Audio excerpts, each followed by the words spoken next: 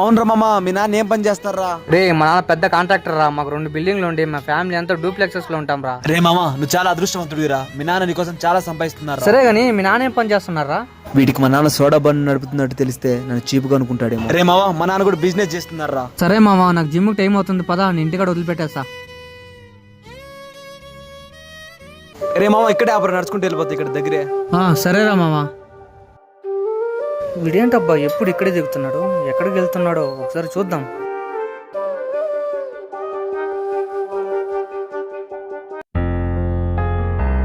ఏనా కాలేజ్కి వెళ్ళావా? పోయినాలే గానీ నాన్న, వీడేంటబ్బా ఇక్కడికి వెళ్తున్నాడు? ఎవరైనా వచ్చి ఆనంద్ మీ కొడుకు అని అడిగితే చెప్పొద్దని నాన్న, నాకు చీపుగా ఉంటుంది. ఎందుకురా? చెప్పింది ఏం నాన్న.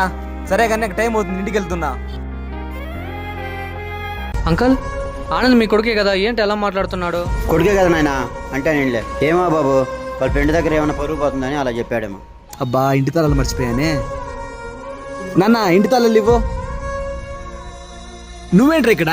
రే, నీతో ఫ్రెండ్షిప్ చేసేందుకు నాకు సిగ్గుగా ఉందిరా. రే, మీ నాన్న కష్టపడుతుంది నీకోసమే కదరా. మీ నాన్న చేసే పని నీకు చీపుగా ఉందేంట్రా? రే, మా నాన్న పుట్టగానే ఏం రిచ్గా పుట్టలేదురా. మా నాన్న కూడా కష్టపడి కూలి పని చేసారా రిచ్గా అయింది. రే, ఒకటి గుర్తుపెట్టుకో, కష్టపడింది ఏది రాదు. రే, నాకు ఇంకెప్పుడు కనిపించుకో, పోరా. సారీ రా. మీ నాన్న ఏం పని చేస్తున్నాడు అనేది ముఖ్యం కాదు, వాళ్ళు ఏం చేసినా వాళ్ళ పిల్లల కోసమే కదా.